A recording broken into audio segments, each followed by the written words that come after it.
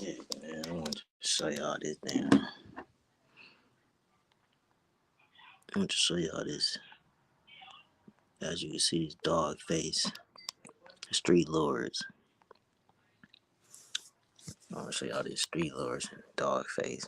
You know, what juan-o is reacting to it. I've been following juan-o, looking at this. Those niggas debate, right here. All them niggas was bringing all the pills and the good weed. You know what I'm saying? So my niggas started end up popping pills, the E pills and shit. So them niggas made a song and was like, niggas only tough off the pills. So we got to playing that shit back. Some nigga had got one of the fellas that got shot up in the DTS. I don't know if he got hit, but it was a shootout and shit. And they said, yeah, put bullet holes in your DTS, the Cadillac and shit. You know what I'm saying? So they like references little shit. So we sitting down and we playing that shit back, and we like, these are ass niggas talking about us. So you know how we did it, nigga. Y'all talking about us indirectly, nigga. We finna go to the studio. We about to say you go ass niggas' names. You know what I'm saying? So we went to the studio and we said them niggas' names. What was the name of that song? What was the name of that song? It ain't no name. It was just Rock Bottom verse Streetlordz. That was the name of the song? Yeah, we took they beat and went at them and said their names. So we didn't like really name the song. Oh, okay, I got you. Just quick. I got you. Did y'all press the song up and put the song out? Yeah. Oh no, we didn't do that. No, we didn't press it up and put it out. We just took it to the titty bar and all that type of shit. Just let it get out there and start the beef. You know what I'm saying? Right. And so when the members of Rock Bottom heard it, what was their immediate response? They went straight back to the studio and came hard as hell. Because they could rap for real too, so they came back hard as hell. They came hard as hell. But we always had one up on them though, niggas. Just they could rap for real too, so they came back hard as hell. They came hard as hell. But we always had one up on them though, niggas. Just rap for real too, so they came back hard as hell. I normally stay up until halftime of the 8 o'clock game.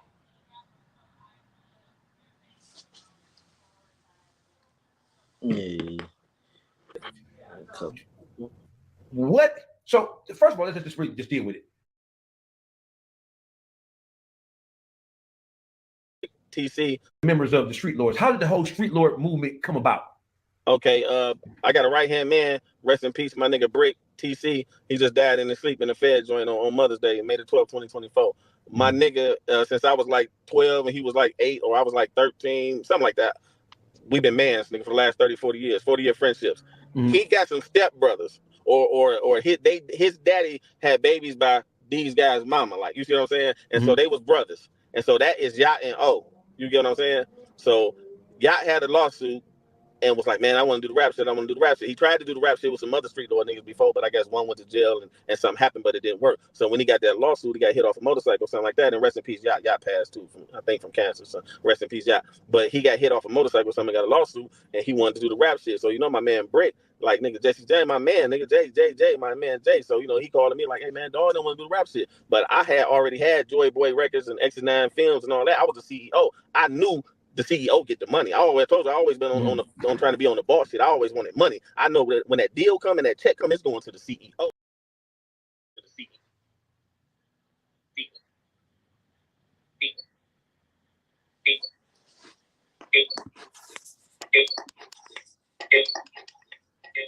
Yeah, I don't know why that sounds so loud. That's what happened. I watched that interview, and there's a demeanor that Wack has when he's bringing something. He made sure I wasn't looking at him every time he did that. I already know what you're talking about. Like 3 or 4 times I've seen him with someone, and he's kind of just looking at the person. He was doing that for the camera, and it's almost it's almost like to the viewing public, it gives the demeanor of, I'm gonna have this guy dig his own grave right here. Watch me. Exactly. You feel me? And I've seen the same thing. And I'm like, yo, Wack is so shrewd because I think whoever is sitting right next to him is genuinely believing or thinking that Wack is friends. And I'm like, yo, that's a cold game. And that's what I'm saying. And that's why I said he did the same shit to Hassan Campbell. But Hassan Campbell. I was there. I watched Hassan Campbell, and Hassan is like, But the thing is, Wack is an amazing talker. He's shrewd, yeah. You see, again, professional talker. A lot of times when it comes to people in the streets, their vocabulary is limited. Yeah. Their ability to convey certain things and slip certain things in the conversation is limited too. I sat there. I was live with 6ix9ine and Hassan Campbell and him, And I had to go watch back the replay when he was saying certain things to Hassan that I think if you say it in a certain tone to Hassan, he would probably try to check. But the way Wack was saying it, Can I say he this? went on to, like, for example, I think he said to Hassan, he's like, so basically, because Hassan was saying his mom was getting some benefits from the guy, so he says, oh, so you was giving up groceries for groceries.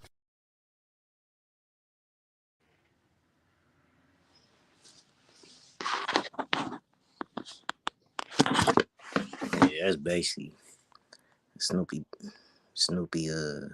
bad BA, man. He talking Loose crazy. booty, you know what I'm saying? Loose booty. Trying to make it sense, man. Go ahead and share this live right now. Share the stream. We about to get into it. You know what I'm saying? Loose booty. You know what I'm saying? Loose booty try to set up a robbery attempt today. So we're going to get into that. You know what I'm saying? And then Diddy might go down for Tupac. Is that what's going on? What's happening? What's happening, man? Lawyer. Trying to like, man, that nigga too old to be acting like that. Ha ha. He called my phone. Ha ha. How you feel about me calling him? Yeah, I'm like, huh? He like, yeah. Flacco said, F anybody who don't mess with Snoopy badass. Woo. So you don't mess with Snoopy badass. So how you feel about him saying F you? I'm like, bro, he ain't talking about me, bro. You know what I'm saying? He ain't talking about me. You feel me? Feel me, P. He said they both going down. Keep it the end, Diddy, huh?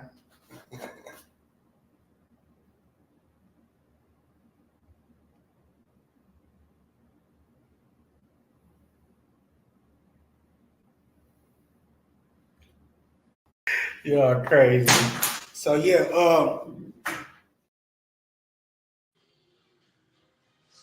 Yeah, that's Rockstar though, man. Was the statement that sent shockwave through Detroit.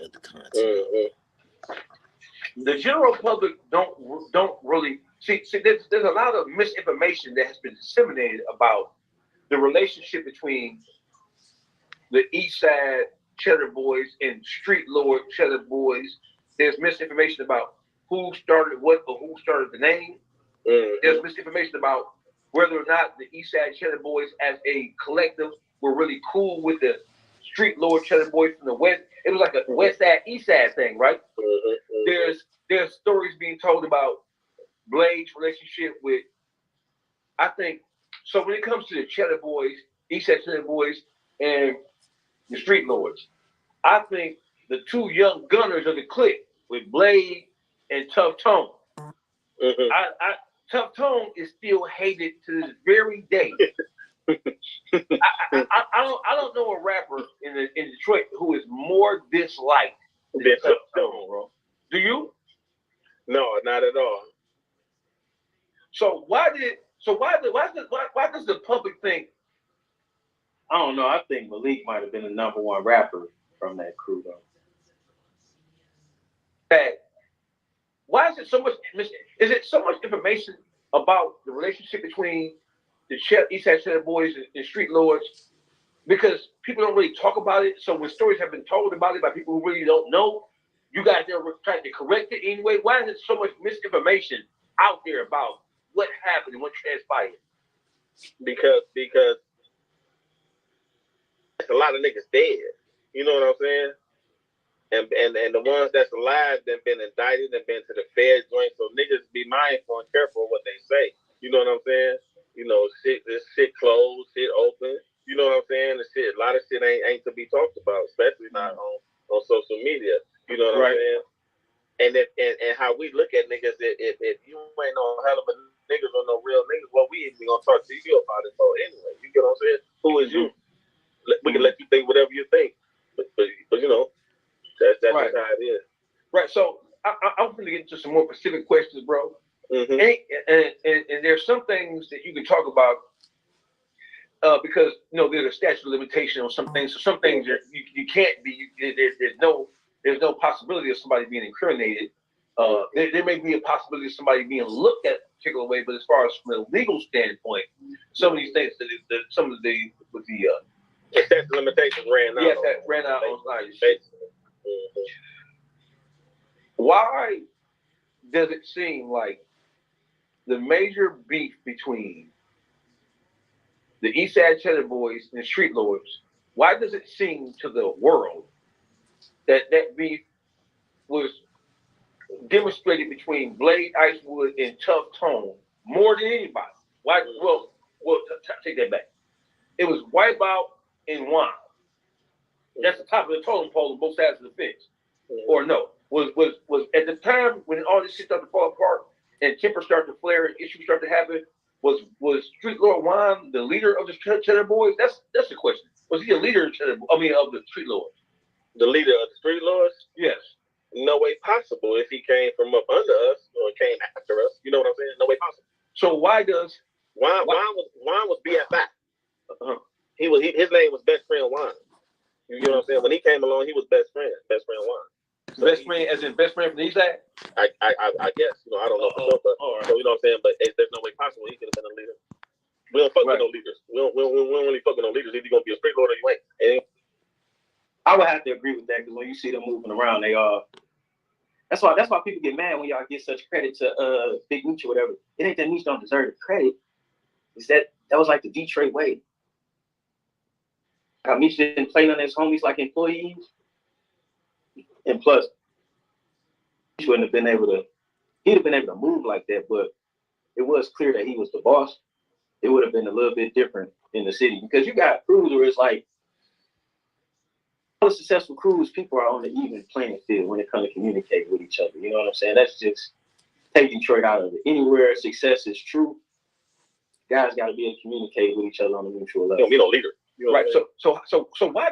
So you do know that the general public, the historians of hip hop, the general casual observer of Detroit, that Juan is recognized as the de facto leader of the Streetlordz on the west side side of things. Why? How did that get to be that way?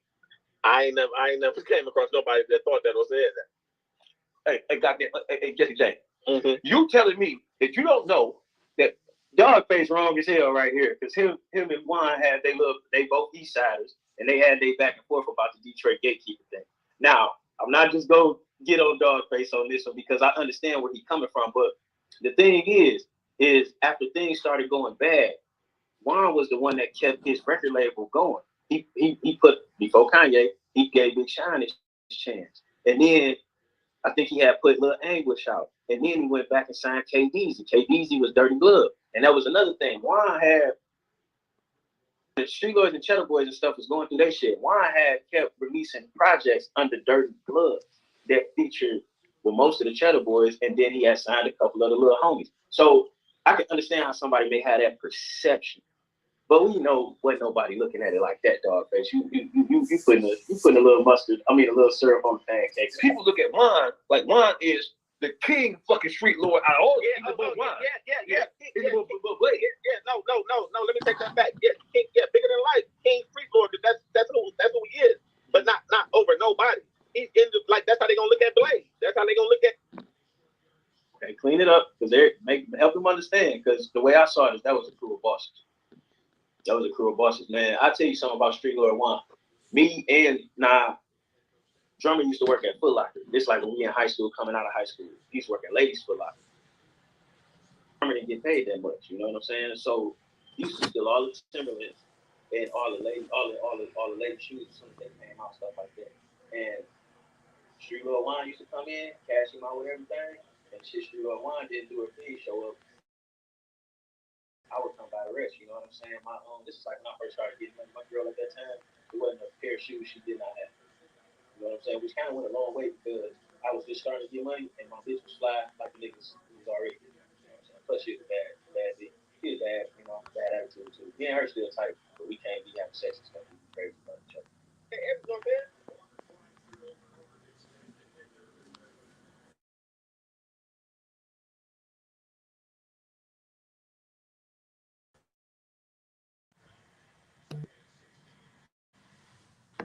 Yo.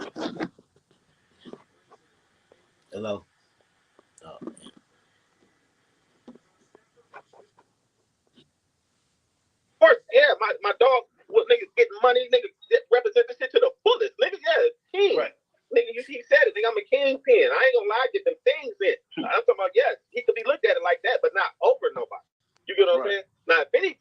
I will humble myself and say that Blade and Blade Death idolized my nigga. And he could have that title as the biggest street lord ever. Because if you think about it, who is the biggest street lord ever?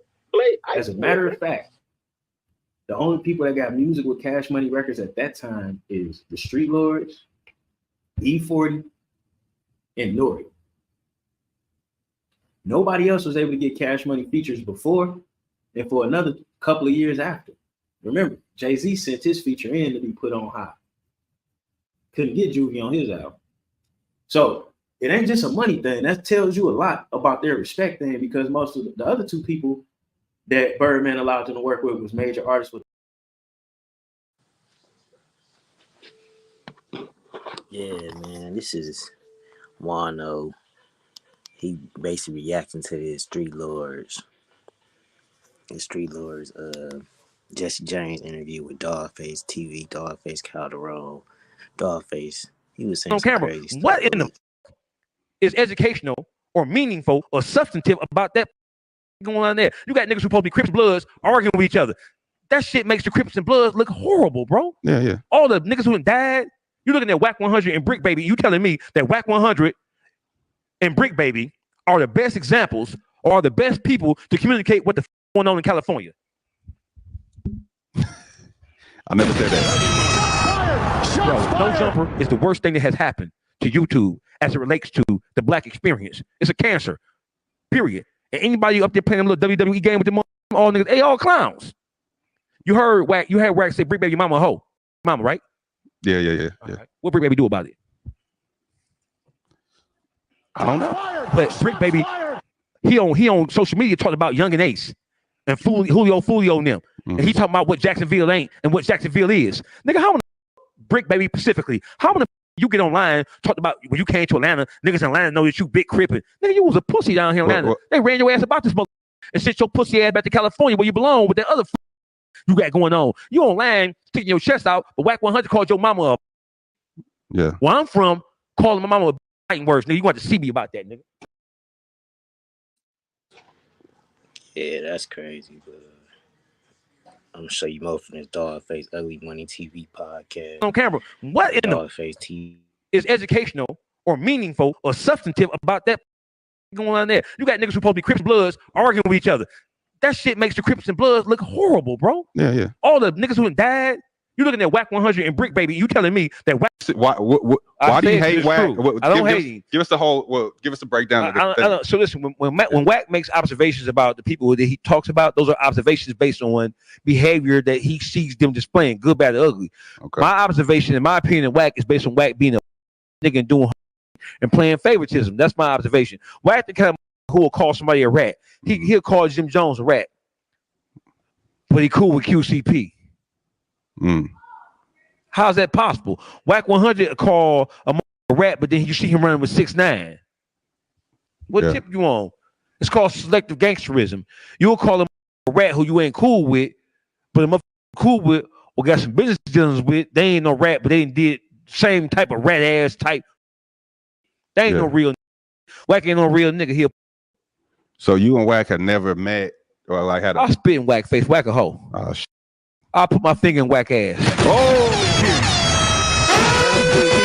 Whack key. 350.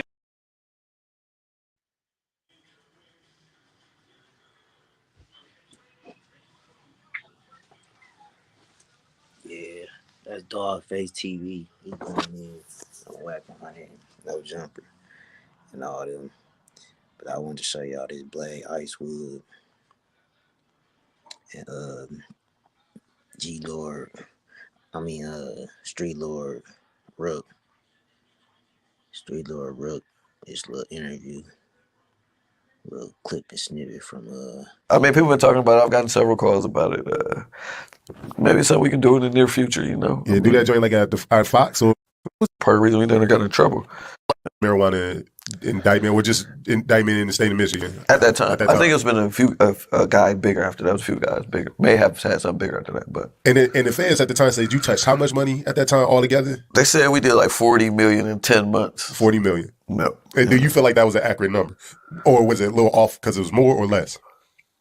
The number probably was really accurate because they said if we sold 40,000 pounds of marijuana in a 10-month span, so they had debtors on a very short period of time. So, but it wasn't. How to use fillable form. All the lady shoes as soon as they came out, stuff like that. And jump back to this. Streetlordz Wine used to come in, cash him out with everything, and shit Streetlordz Wine didn't do her thing, show up. I would come by the rest, you know what I'm saying? My own. This is like when I first started getting money. My girl at that time, it wasn't a pair of shoes she did not have. You know what I'm saying? Which kind of went a long way because I was just starting to get money, and my bitch was fly like the niggas who was already getting money. You know what I'm saying? Plus, she was bad bitch. She was bad, you know, bad attitude too. Me and her still tight, but we can't be having sex and stuff. We be crazy about each other. Hey, you know what I'm saying? I, of course, yeah, my dog was nigga getting money, nigga represent the shit to the fullest, nigga. Yeah, king. Right. Nigga, he said it, nigga. I'm a kingpin. I ain't gonna lie, get them things in. I'm talking about, yes, he could be looked at it like that, but not over nobody. You get what I'm saying? Now, if anything, I will humble myself and say that Blade and Blade Death idolized my nigga, and he could have that title as the biggest street lord ever. Because if you think about it, who is the biggest street lord ever? Blade Icewood, man. Mm-hmm. Yeah, without trying to be that. You get what I'm saying? Right. So it could never be somebody that came after us. You know what I'm saying? Right. You know, it can never be. Gotcha. So as things started to heat up between Streetlordz, the Streetlordz Cheddar Boys was West Side. Mm-hmm. You ain't had no East Side members in there? Juan is from the East Side. Juan is from the East Side. Right. Yeah, for sure. Well, what do you know? What part of the East Side he's from? Warren, Mac, where you from? Like that State Fresh shit, 7 Mile, that type of shit. You know. Oh, so Streetlordz Juan is originally an East Side guy? Mm-hmm. Oh, okay. Do you think the general public knows that? Or do they think? Hell yeah. You know what? Okay, so listen, bro. He said hard. Okay. But I don't think the casual observer of, damn, you know what I just realized? Did he just say, nah, the dude that killed Blade name was Larry. And he from that same area, that same neighborhood, if I'm not mistaken. I need to brush up on my Gerardo skills and whatnot, and my information, my books or whatever and whatnot. But I think he from there over there in that same area, State Fair by 75. You know, the State Fair don't go all the way through the east. the beef between, I think it was like Biggie versus Tupac, bro. It was like, and that is a tough area. Oh, baby, it's a tough area. A couple dead end streets, few cutoffs, a lot of missing street lights, a lot of missing houses. Not gonna disrespect the area. I've been over there. I've been caught back there, and it's an area. East versus West. Right now, you do know that the West Side niggas stand on Blade all day. All day. And West Side motherfuckers don't fuck with the East Side Cheddar Boys because it was like bro, it was like East Side versus West Side. You had to take a side, pick a side. Yeah, that's how powerful it was. The impact. That's how powerful. Yeah. Long before you had Pac and Biggie, or was it after Pac and Biggie? It was after Pac and Biggie. It was after Pac and Biggie. Pac and them died in 95. 95, 96 years. So we had our own Pac and Biggies. Yeah, 2004, 2005. Yeah, it was like Death Row versus Bad Boy type shit, right? Okay. No Diddy. Right? No Diddy at all. Right, no Diddy at all, right? So as it were you aware that, damn, Puff, why you do this shit to yourself, man? We're gonna make a video about that later. God damn, Puff, man. God damn. That's the problem with having success early, man. People will kiss your ass and tell you everything is cool until they get the chance to tell you that you're wrong as fuck. And typically that's gonna be after they didn't party with you doing the wrong thing for a long time. And that's fucked up. It was turned into some East Side, West Side shit. Okay, so let me tell you, right? I if you don't know, but I know you probably know from the interview with Tough Tone, but if you ain't know, I told you it was a situation about a couple pounds. You know what I'm saying? Right. And so after them two, whatever transpired, after them two fell out about the pounds. The Blade and Tough Tone. And Tough, yeah. Mm-hmm. Tough made a song called "Not Boss Up and Take Their Money." I mean, I bossed up. I took his money, something like that. He did a remix like to Blade, "Boss Up and Take Their Money." Mm-hmm. So Wipeout called me and said, "Where you at?" I said, "I'm at the Platinum on 6 Mile." He whipped up at the Platinum, jumped out, introduced. Yeah, these my hitters. These my niggas. They just got out the joint. I ain't really gonna say their name, but yeah, as soon as you say hitters and all that, I didn't pay no attention because I don't care about none of that shit. So I want to know what he's calling me to show me. He said, "Man, I'm about to play you something, but I ain't gonna put this shit out." He played the song that Tough made, and then he let me hear it. I listened to the shit. I laughed and shit. He's like, "Man, so what you think?" He's like, "I ain't gonna put that shit out. What you think?" I said, "Man, there's only 2 things gonna happen if Blade hitters. My nigga get money and he gonna laugh at that shit, or somebody gonna die." So I want to know what he's calling me to show me. He said, "Man, I'm about to play you something, but I ain't gonna put this shit out." He said, "I ain't gonna put that shit out. What you think?" I said, "Man, it's only 2 things gonna happen if Blade hitters. My nigga get money and he gonna laugh at that shit, or somebody gonna die." You told this to White Bob. Yeah, if I'm lying, I'm flying. All right. And so the song came out. And guess who one of the niggas was? Who? The nigga that ended up paralyzed and played. One of the.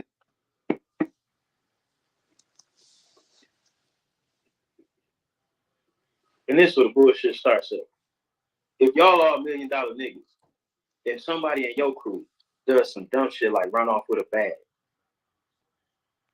it's all chump change to the bosses. Why not just pay that tab? Why would you feed off into that?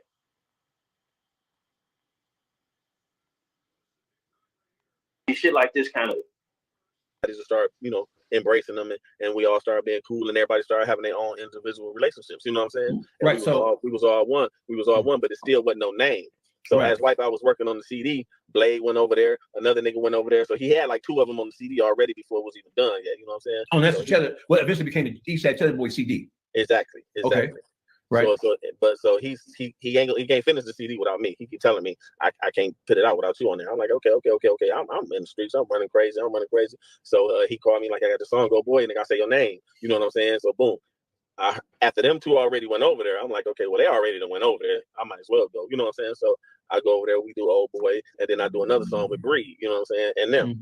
And so he wrapping it up. He finally got finished, and he was like, "Man, I ain't got no name for this motherfucker." He called me at 2:00 in the morning. We kicked it, and nigga, my exact words, nigga, if I'm lying, nigga, I'm dying, nigga. I said, nigga, name that shit the Eastside Cheddar Boys, nigga. And that nigga was like, "Nah, man, I don't want to do that shit, man. I don't want to start no bullshit." His exact words, like, "I don't want to start no bullshit." I said, "Nigga, I came from the Eastside. You my man, them nigga. And if it weren't for me, it wouldn't be no Streetlordz, nigga. Man, name that shit the Eastside Cheddar Boys." And that's how that shit came about. Any nigga that go against that and say that that's not true is a motherfucking lie, nigga. And I ain't about to lie on my dead friend. Nigga. Right. So the name Eastside Cheddar Boy, the idea to use that as the name of the group, or was that supposed to be the name of the album? No, the name of the album. Okay. The Eastside Cheddar Boy. Name that bitch the Eastside Cheddar Boy. I mean, the name of the album, Eastside Cheddar Boys. Yeah. Okay. All right. No. The name of the album was Making Cheddar on the East Side. Group, my nigga, because the name of the album was Making Cheddar on the East Side. Right. Okay. Oh, the group, nigga. The group, he don't got no name for the group. For the group. Okay, I got you. Cheddar Boys. We the Streetlordz Cheddar Boys. We own y'all CD. We all mans. Nigga, why not name that bitch the Eastside Cheddar Boys? Because I'm thinking, if we're gonna be a part of it and we own that shit, it can't flop. Nigga, our name on the line. So making that the Eastside Cheddar Boys gonna be, they gonna, you know what I'm saying? That bitch gonna do what it need to do. Okay, got you. So I have a question, right? This is like, so did the Streetlordz ever make a song called Cheddar Boys Anything prior to the Eastside Cheddar Boys dropping their first album and referring to themselves as Cheddar Boys on song? Hell yeah. Y'all did. Mm-hmm. Y'all made a song titled something Cheddar Boy Anything? Cheddarland, the one with Too Short, I think, called Cheddar Boys. Uh-huh. I think, if I'm mistaken, I think the one with Too Short called Cheddar Boys or something. I don't know, but I know we had Cheddarland. Every song we saying Cheddar Boys. Even Blade said 7 Mile Cheddar Boy with my niggas some joy. Mm-hmm. And that was 90 something. That was on my Uncle Jesse James. How niggas is when niggas be like, man, I do this, I do that. You don't care about them type of niggas. So I didn't even look at the nigga. I wish I would have looked at the nigga. I would have known how he looked then. When things start to get heated up, when it went past just talking and rapping, I'm like, wait, pissed off now, man. Kind of knew his story already, but to sit back and hear these particulars, man, and to know these was all $1 million niggas, like, shit. What were you saying? Because you were connected to both sides. No, I was in the Fed joint when the first little physical fights and shit started happening. Mm-hmm. Like Blade and Whiteball actually had a fight at the titty bar and all that type of shit. You know what I'm saying? There was a couple, 1 or 2 little fist fights. You know what I'm saying? Mm-hmm. And so you were in the Fed joint by this time, yeah, right? I was in the Fed, and when I called home, Blade was telling me about it. What was your thought process when you were hearing this? That I'm gonna end that shit when I get home. Right by my man, I'm gonna end that shit when I get home. I don't want nobody, I know what's gonna happen. Somebody gonna die. So I'm hoping that it's just some physical fight and some bullshit. And once I come home, you know what I'm saying? When I come home, I'm like, that shit gonna be dead. Man, we can't overlook this part. Blade was a light-skinned nigga into it with all these dark-skinned dudes. I don't know if you got a high yellow homie who parents might have had a better job than everybody else's, but they still in the streets.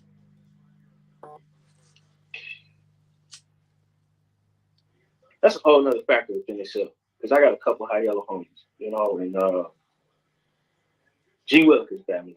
when it come down to them feeling like they have to defend themselves or somebody step, oh my God.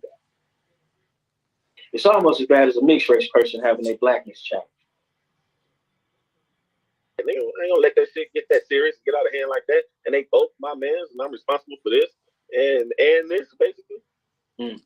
Got you. What was your relationship with Streetlord Juan coming in when he was introduced later on into the whole Streetlord movement? Did you have any relationship with him? Oh, my God, my baby, man, my baby. Anybody that came in, nigga, and was for real and could rap and was repping the Streetlords and was getting money and bodied everything what the Streetlords was, and it was all love. It was immediately a brotherhood.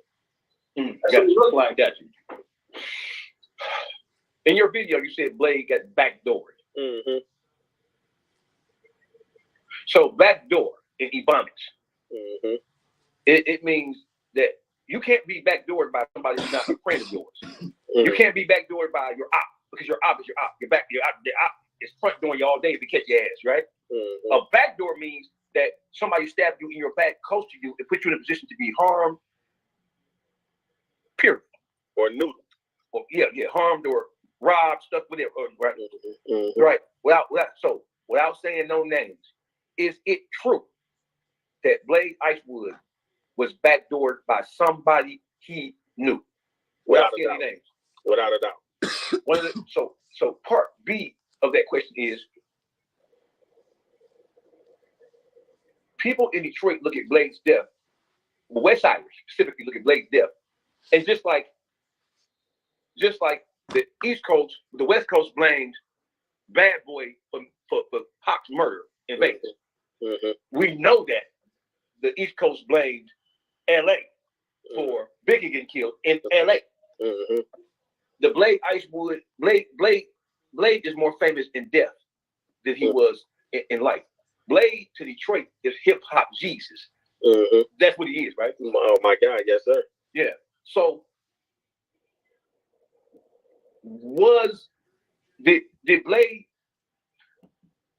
were the East Side Cheddar Boys at all responsible for Blade Icewood's death? If you can answer that question. Nah. No. Okay, got you. So no Westsiders should be feeling like, because there was a beef going on at that particular point in time, it wasn't no Eastsiders. Blade was backdoored. No, it was Eastsiders. It just wasn't no Eastside Cheddar Boys. So nobody connected to Eastside Cheddar Boys. I mean, it connected to friendships. Yeah. But nobody who actually wore the moniker Eastside Cheddar Boys. Exactly. Okay, I got you. All right. Exactly. Wipeout. Wipeout's passing. It shook Detroit. I'm gonna tell you something, man. This shit about smoking the ops and shit that they're doing out of Chicago. These young niggas, that shit didn't start in Chicago. When Blade Icewood passed away, you had people who were selling. Some people were mourned, but for the most part, you had some people on the East Side like, I don't fucking, because it seemed like an East Side West Side thing. And then when Wipeout died, you had people in. Wipeout died first. Wipeout died first. His death. There were songs made. Is it correct? There were songs made. There were public statements made celebrating Wipeout's death by people from Streetlordz. Not really celebrating. Blade had that one line. He had that one line, but that was after he got shot. But let's see what Jesse said. Braden, my guy, it was just like Blade was blamed for some shit he didn't do. And so he was in the wheelchair and he was frustrated and he was angry. So he was just like, after that, he was like, fuck him off. It wasn't celebrating because Wipeout was our nigga. You know, niggas ain't do that to Wipeout. So we would never celebrate.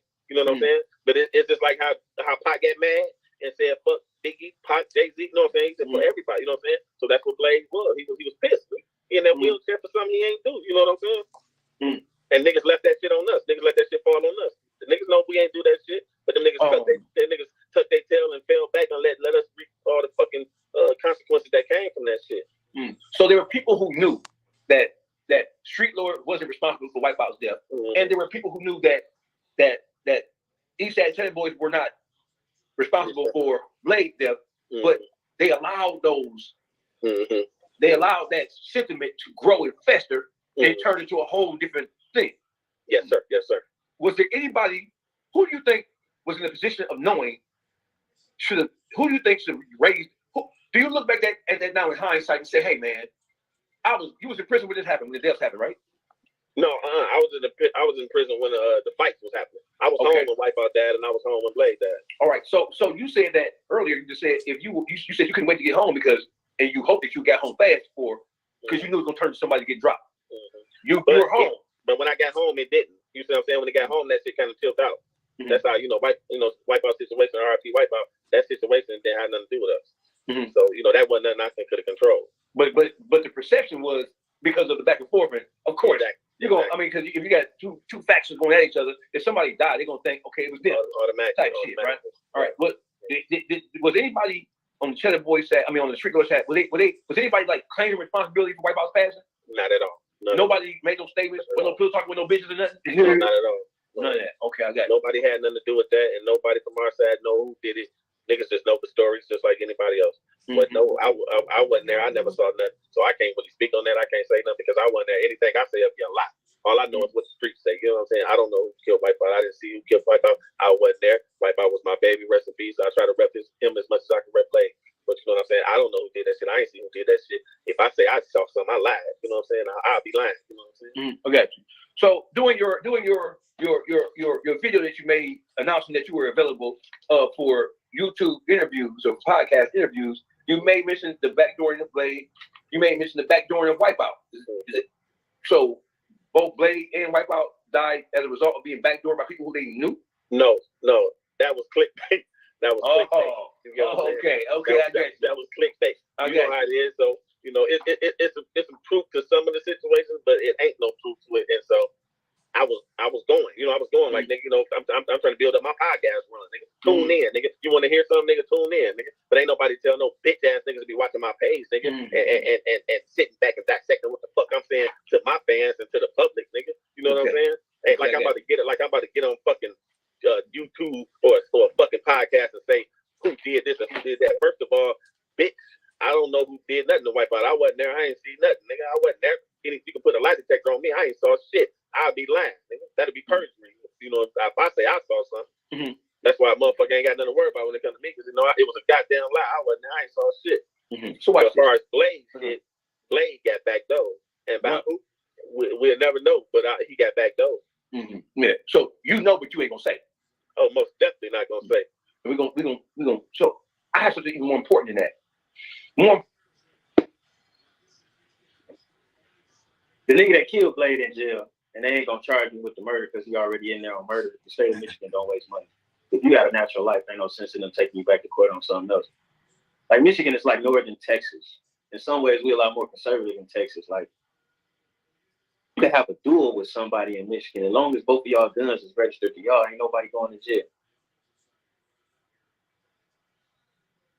Not tell what happened to Blade or to not talk about it, but to use his name in that way. Kind of distasteful.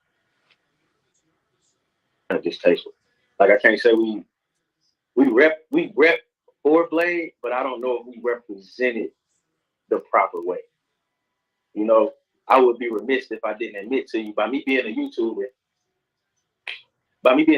I would be remiss to admit to you that the guy that killed Blade, some of the Streetlordz ended up doing time with this guy.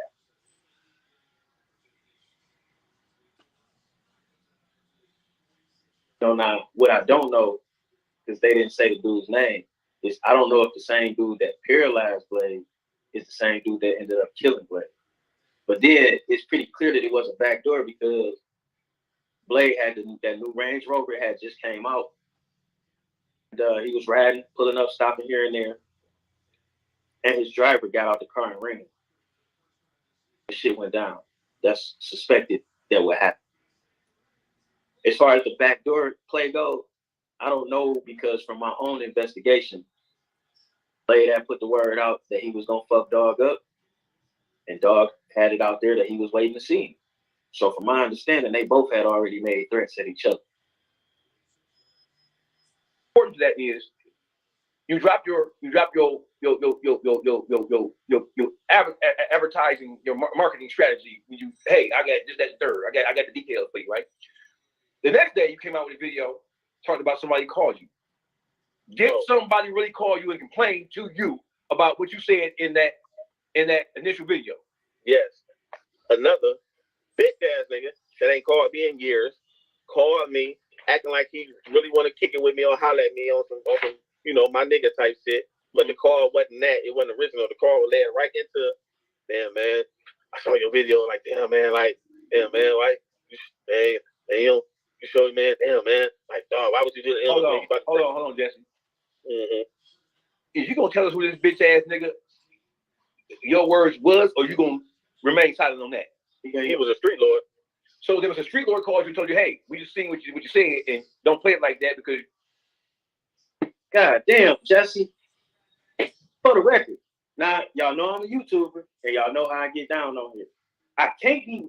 I'm wishing this is the second thing I'm wishing Jesse didn't do, but he's a Joy Road nigga, and I can't be mad at him. And DawgFace, fucking East Side antagonist. I can't be mad at either one of them. I just wish they did not do this because they are an older generation. And if they can do this, then the young niggas can take it a step further. Now, they're being very respectful. Disrespectful way. Or are they being disrespectful in a respectful way? You know what? So did you respond to them right then and there? No, because I had to really just sit back and think about it. Like this nigga did the same shit 18 years ago. Mm-hmm. The same phone call 18 years ago. And when I realized that, damn, this nigga called me with this whole shit again and keep playing with me and playing me like I'm about to say some whole shit or like I ever did some whole shit and like I'm just some whole nigga that do whole shit. So you got to keep calling me and try to make me mindful or something. You know what I'm saying? Mm-hmm. So the nigga called me 18 years ago.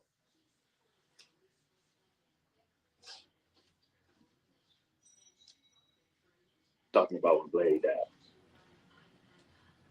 That's what he's referring to. And when Blade died, Jesse James, I never did a solo album. When Blade died, KDZ was already out or about to drop. And Jesse came right behind us.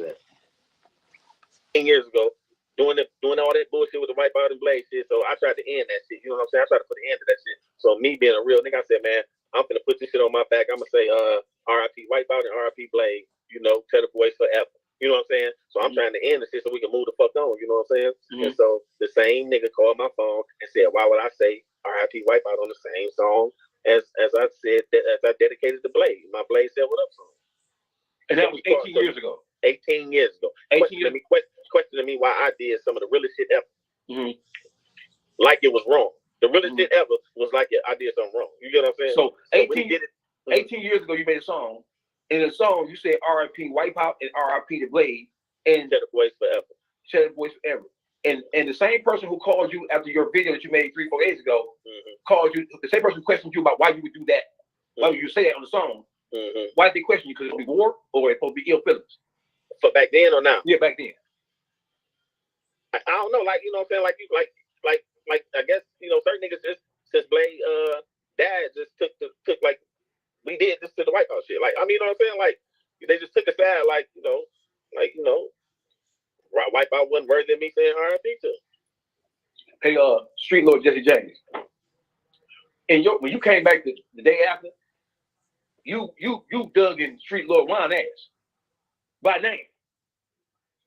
Well, that's after okay, so the nigga called me, right? And so after the nigga called me and saying like, if like I'm about to go on the podcast and incriminate some niggas and all that type of shit, right? By bringing up some old shit, like I'm on some rat shit. You get what I'm saying? So after I contemplated and sat back and got pissed, the next day I couldn't hold it in. Yeah. So I said, listen, you know what I'm saying? I'm like, I can't stand these bitch ass niggas, and you niggas ain't real enough to call me and say shit about what I do. You know what I'm saying? All what I done for them.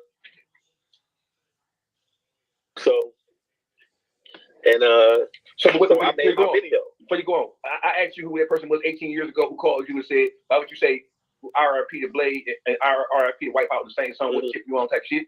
And then when you fast forward, you make a video basically announcing that you were available for podcasting.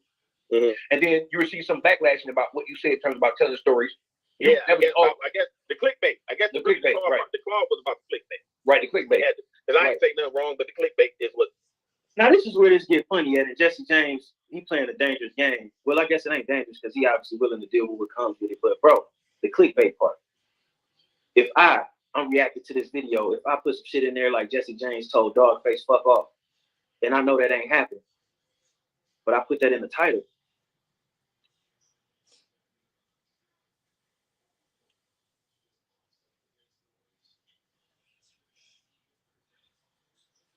Yeah, man, it's juan-o's.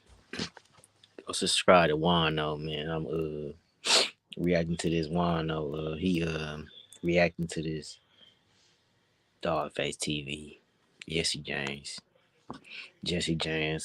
Streetlordz, Jesse James interview. But yeah, man, I'm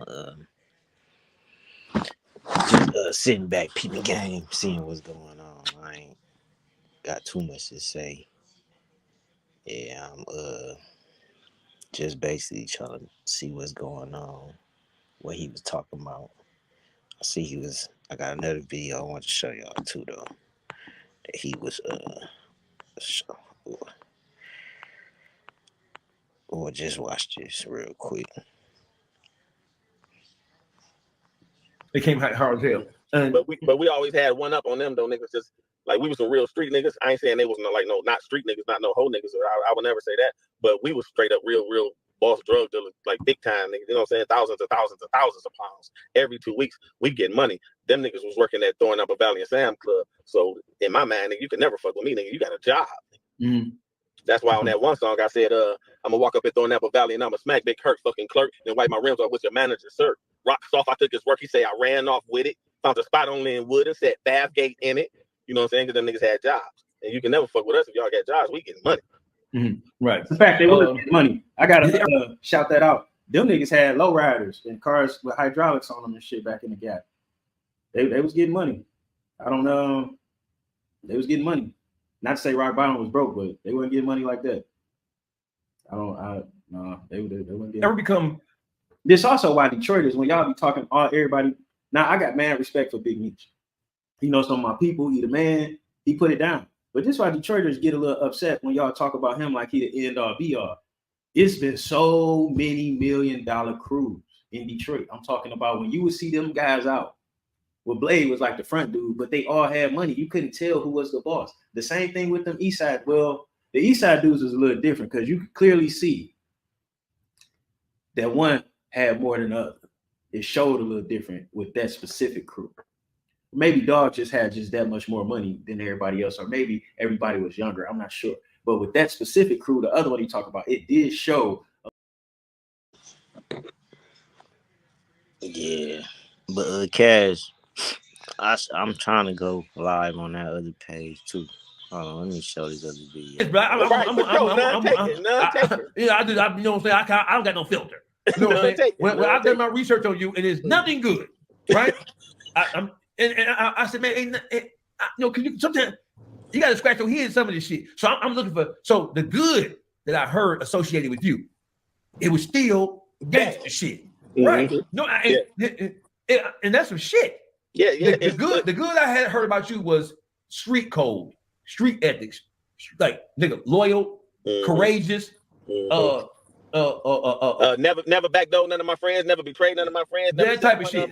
Yeah, never robbed, never did nothing, but just been a real ass, loyal ass nigga. If I fuck with you, I fuck with you. If I fuck with you, I fuck with you. And to death did us all part. So let me fast forward. Let me ask you a question. Right. Mm-hmm. So we look at the current state of the hip hop community, which is a reflection of the current.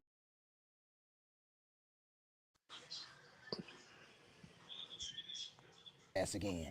That's what happened. I watched that interview, and there's a demeanor that Wack has when he's bringing something. He made sure I wasn't looking at him every time he did that. I already know what you're talking about. It's like 3 or 4 times I've seen him with someone, and he's kind of just looking at the person. He was doing that for the camera, and it's almost like to the viewing public, it gives the demeanor of, I'm gonna have this guy dig his own grave right here. Watch me. Exactly. You feel me? And I've seen the same thing. And I'm like, yo, Wack is so shrewd because I think whoever is sitting right next to him is genuinely believing or thinking that Wack is you know friends. And I'm like, yo, that's a cold game. And that's what I'm saying. And that's why I said he did the same shit to Hassan Campbell. But Hassan Campbell. I was there. I watched Hassan Campbell, and Hassan is like, you know. But the thing is, Wack is an amazing talker. He's shrewd. Yeah. You see, again, professional talkers. A lot of times when it comes to people in the streets, you know, their vocabulary is limited. Their ability to convey certain things and slip certain things in the conversation is limited too. I sat there. I was live with 6ix9ine and Hassan Campbell and him, and I had to go watch back the replay when he was saying certain things to Hassan that I think if you say it in a certain tone to Hassan, he would probably try to check. But the way Wack was saying it, can I say went this? on to like, for example, I think he said to Hassan, he's like, so basically, because Hassan was saying his mom was getting some benefits from the guy, so he says, oh, so you was giving up groceries for groceries.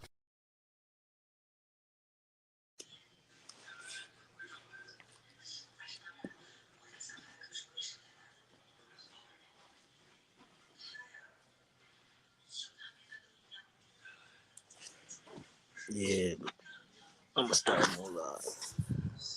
I'm about to start a new live. Go live again.